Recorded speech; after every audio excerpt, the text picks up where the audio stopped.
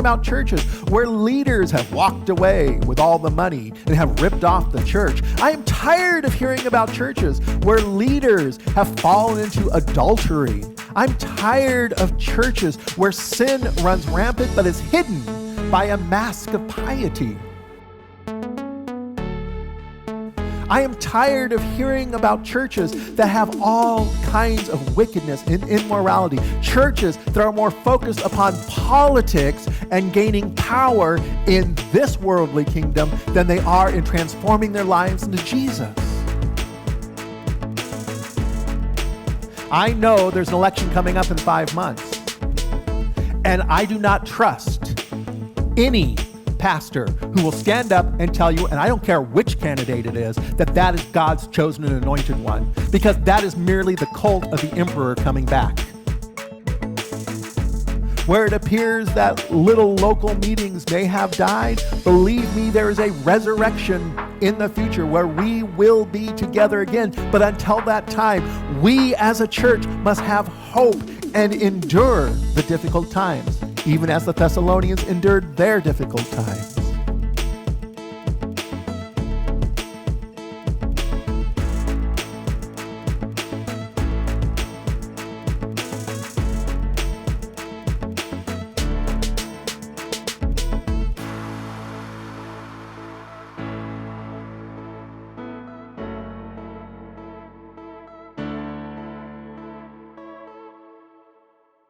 Good morning, Open Door Ministries, and to all our friends and family on Facebook. How good to be back together again this morning. We are going to continue our series on 1 Thessalonians. I've called it Uncertain, the Church During Difficult Times. And the Thessalonian church was indeed a church going through difficult times. They were suffering persecution because of their beliefs. And so I wanted to see how Paul responded to this and how we can apply that to where we are today as our church goes through difficult times. This week, I have called the lesson Character Counts. And many of you might remember that phrase, that particular slogan. It was very popular amongst the religious right several years ago as they decided that all elected officials, all politicians, that their character counted. And yet somehow they have dropped that particular phrase, and they no longer believe that a politician needs to have good character. But we're going to take a look at Paul's character and the argument that he used in 1 Thessalonians chapter 2 to talk about how important character really is.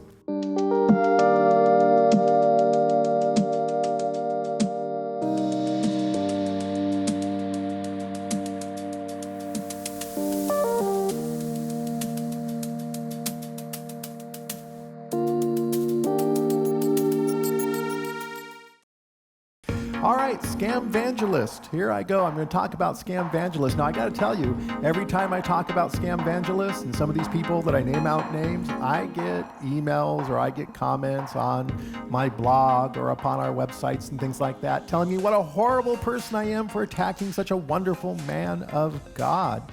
And I wouldn't mention these names if I didn't firmly believe that these folks are not really men of God, but instead are scamming people. What I have here is a couple of pictures. One, it's Elmer Gantry. For those of you who remember that older movie, Elmer Gantry, Burt Lancaster playing a evangelist who goes from town to town, whipping people up into a frenzy and passing the collecting plate and getting a whole lot of money at the same time. Meanwhile, the persona that he plays on stage to his church audience is very different than the way that he is in real life. And of course, we would see a more modernized version of that later on with Steve Martin. He did it as a comedy. Leap of Faith, where again, he plays one of these scamvangelists who go out there and they promise everything. He's making fun of the prosperity gospel and they promise great wealth to everybody. And yet, in reality, Steve Martin's character on stage is a very different character than the one that he is off stage. So just kind of a couple examples from fiction, but if we were to talk real life, I might mention people like Jim Bakker, who plays to his audience's fear the fear of hell, the fear of the rapture, the fear of the tribulation, the fear of COVID-19. He was convicted of fraud and went to federal prison for fraud. And after he gets back, he jumps right back into the ministry again. And I would assume that he did it because that's where the money's at. And he's recently having problems with the law again because he's selling a fake COVID-19 cure. Or you can go for somebody like Kenneth Copeland, again, another preacher of the prosperity gospel, which I believe is a very dangerous gospel. This prosperity gospel that here he is telling people, you better not stop sending in your tithe, even if you're unemployed. Even during this time of this COVID-19 pandemic, you keep sending your money because it's not your job or the government that's your source. It's God who's your source, so you need to keep feeding that money. And of course, he wants you to send it to him because he does need another jet. Or my personal favorite, Peter Popoff. I'm always talking about Peter Popoff. This guy was debunked back in the 70s as a total fraud. And he still continues his ministry. He's been kicked out of several places and come back, but he continues to do his ministry, scamming people out of money. Recently, I got a fundraising letter from him. It wasn't really saying this is a fundraiser. What it was saying is, hey, God told me that you need money, so here's what you need to do. You take these pictures and you do this and you do that and you do all these different things, and then you send it all to me in an envelope with a check, with some money, and God will bless you and you'll be rich. And so he sends out hundreds of thousands of these letters to all kinds of people, scamming money off of them, promising them prosperity when there is none. And of course, I've put a picture of Jack Schaap up here. For those of you who don't know Jack Schaap, he is in a jail right now. He's in prison right now for an illicit affair that he had with a minor, basically statutory rape. He took a minor across state lines to have sex with her. And he had courted this minor, and he had sent her all kinds of letters and emails. This is not the kind of behavior that a pastor should be involved in. And recently he came up for parole. He's asking for a lesser sentence. He said he thought the sentence was too hard. And here was his reasoning. I was punished too severely because it wasn't really my fault, it was her fault. She seduced me. And so he blames this child that he raped of seducing her. This is a man who should be nowhere near the ministry, and yet there are already people, former members of his congregation, who are willing to take him back because he's repented. He said, oh, God, forgive me. And they said, well, he's gotten forgiveness. Let's just take him right back. And I can pretty much guarantee if he gets back, he will start abusing again. So I really worry about the character of some of the people who proclaim themselves to be leaders in Christian ministry, because I believe their character ends up damaging the very message of Jesus itself. There are so many people who will no longer go to church. They refuse to go to church anymore. They say, I'm done with church. I used to go to church. I'm done with it. And the reason that they're done with church, it's the character of their ministers, the character of their elders, the character of their deacons, the character of the people sitting in the pews. They see too much church politics, too much focus on acquiring goods. They see too much damnation, too much condemnation against people. They see too much politics in the church. And they're done with church. And I believe it comes from the character of the people leading those churches. And that character indeed counts.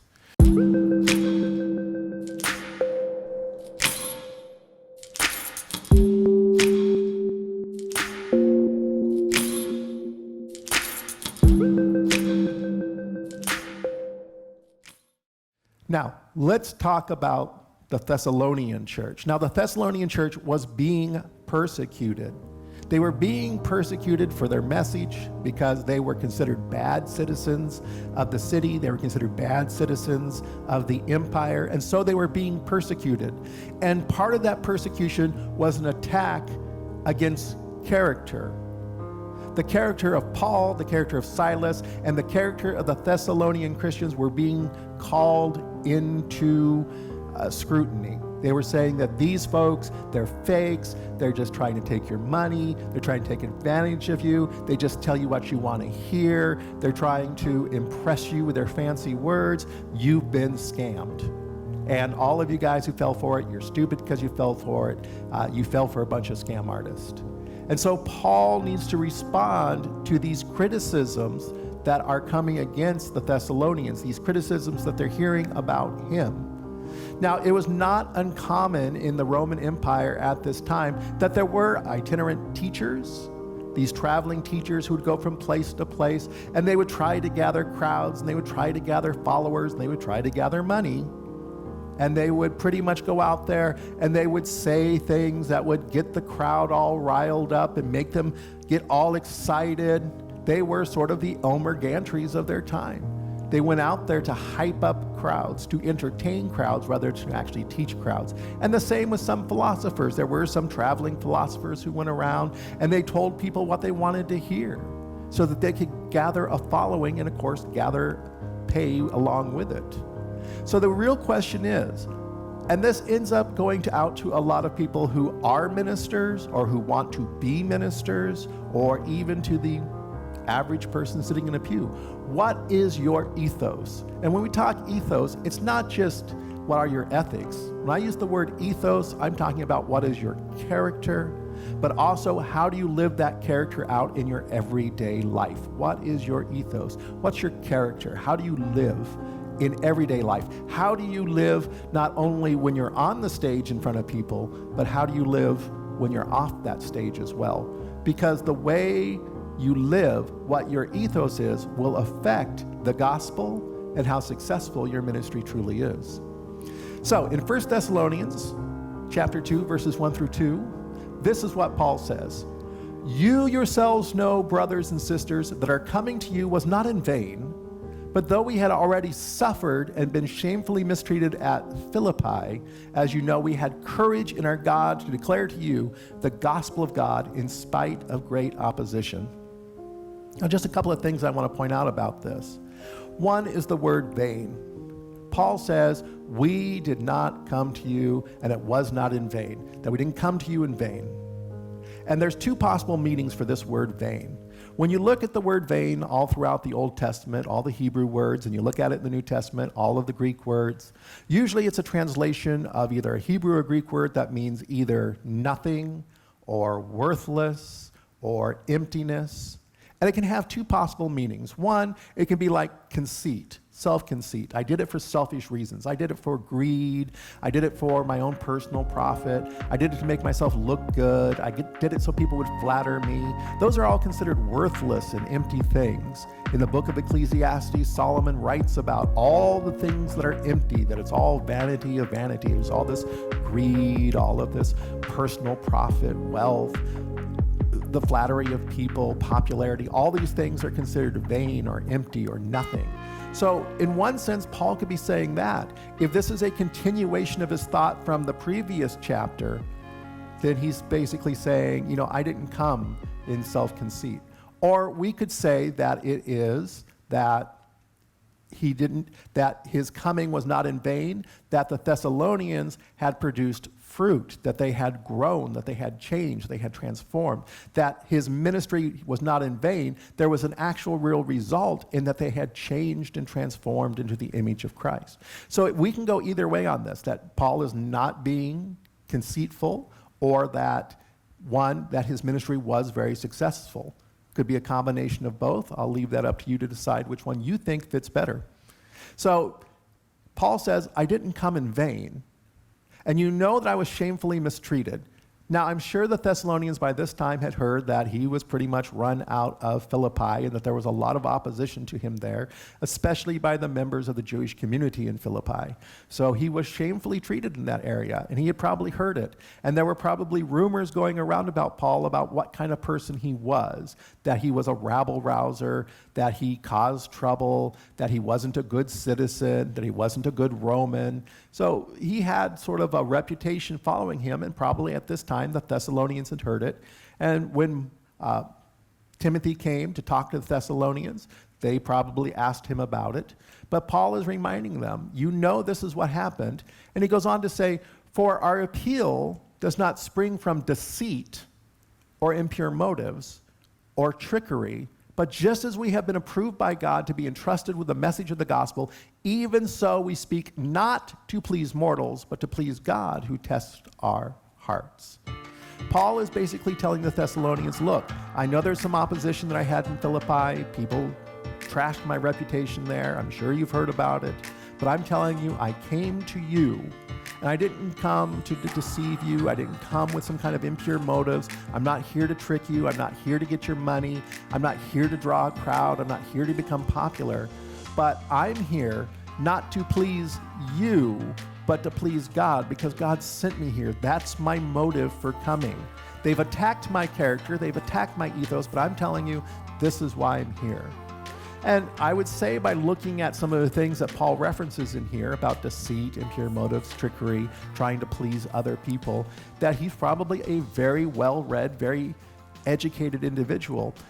Many of the Cynic philosophers that were traveling at that time, they would critique each other. In fact, one Cynic philosopher, Chrysostom, criticized the ethos of others of the Cynic philosophers as being full of error, flattery, teaching for glory or for money, and allowing their boldness to degenerate to bluntness without gentleness.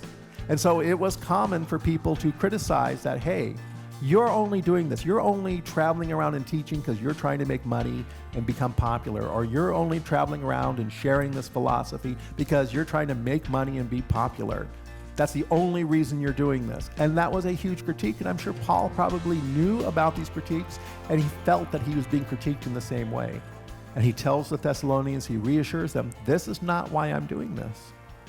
As you know, Paul continues, and as God is our witness, we never came with words of flattery or with a pretext for greed, nor did we seek praise from mortals, whether from you or from others, though we might have made demands as apostles of Christ, but we were gentle among you, like a nurse tenderly caring for her own children. Paul here is saying, do you remember when I was there? I lived with you. I shared my life with you. You saw what I was doing. I didn't try to flatter you. I didn't try to trick you. I wasn't looking for crowds. I wasn't looking for praise. I came to share a message with you, and I was very gentle with you. I didn't yell at you. I didn't try to whip the crowd into a frenzy. I was like a nurse caring for her own child. But even more than that, he says, you know what? Though we might have made demands as apostles of Christ, I could have made certain demands. You know, I'm one of the apostles. Christ called me himself and sent me. And that gives me a certain amount of status or prestige within the church. And I didn't try to take advantage of that. I didn't say you had to treat me a certain way. I didn't say, oh, well, you know, because I'm an apostle, I'm automatically in charge. Oh, I'm an apostle, I deserve a seat of honor. Oh, I'm an apostle, you should throw a banquet for me. He didn't play that kind of game, because that's not Paul's ethos. Oftentimes, though, I see traveling evangelists who go around, and they're those hit-and-run evangelists. They come in, they preach their message, they collect the offering, and out the door they go. And while they're there, they're expecting a certain amount of deference because they're special. They've been specially appointed by God, that God has given them a special anointing to be an evangelist, so you better treat them right. Probably one of the worst examples I've seen of this, and I've pointed this out before, is Phil Kidd. I've written an article on my blog about Phil Kidd. I've seen some of his sermons, and I've listened to them, and I'm like, seriously, do you think this is satire? Because he can't be serious about what he's actually saying. This is ridiculous. But yet Phil Kidd, before he would go anywhere, he would send a little list. It's called 10 Things to Do for Your Visiting Preacher, because he was a visiting preacher. He went from town to town to town to town to town, collecting up his paycheck and out the door. And these are the things that he expected people to do.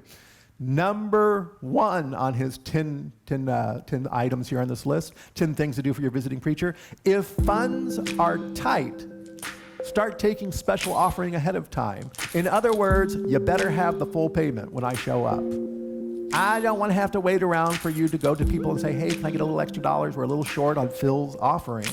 No, you make sure you got the full offering before Phil shows up. Use the nicest motel. Never put preacher in the same motel as other guests. He'll have no privacy. In other words, I don't want to mix and mingle with the riffraff you might have brought in. Oh, you brought in some musical trio to sing along? Fine, they can stay at some other hotel. They're riffraff to me. I'm the evangelist, and it better be a nice hotel. Not just a nice hotel, it better be the nicest hotel. You better not scrimp. You better not, do any shortcuts here. You better not try to save money. You put me up in luxury. Number 3, have gifts for his wife and children to express gratitude for their sacrifice. It doesn't sound like he's sacrificing that much to me. He's in a really nice hotel and he's getting his check up front. What sacrifice is there? Oh, but you better have gifts for his wife and kids as well.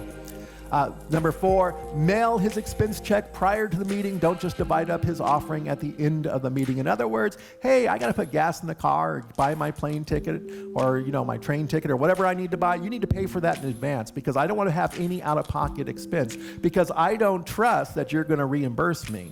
So I want everything up front.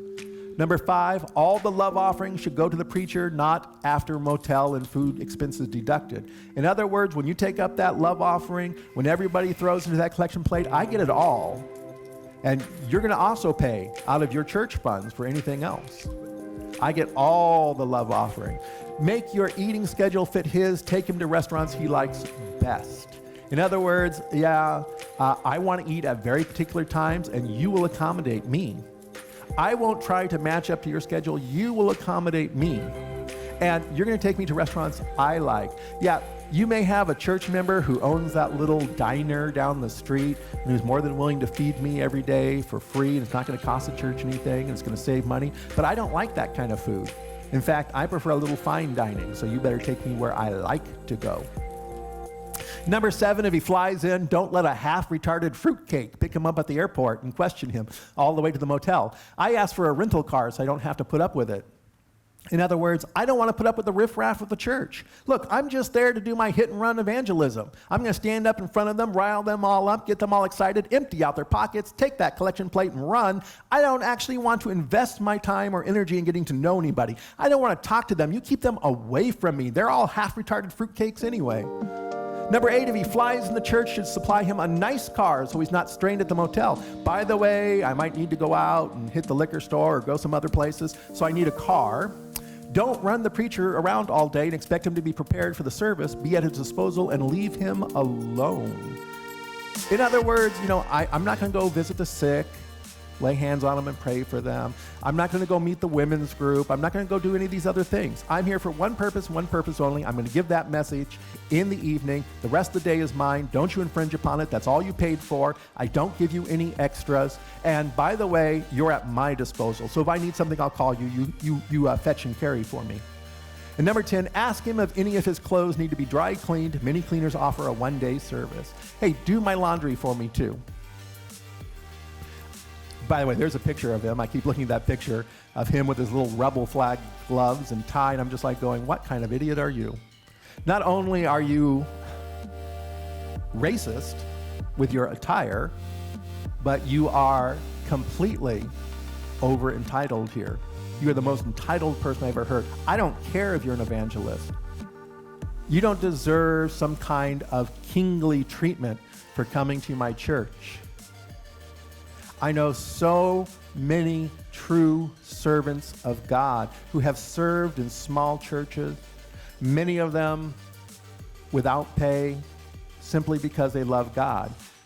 And this kind of person who sends out this kind of message is that I only care about the money. I don't care about the people. What I do is merely a job. I get up there and I entertain and I preach at people until they empty their pockets. And then I'm out. That's all I do. This is not a man who spreads the gospel. This is a man who takes an offering. What's your ethos like?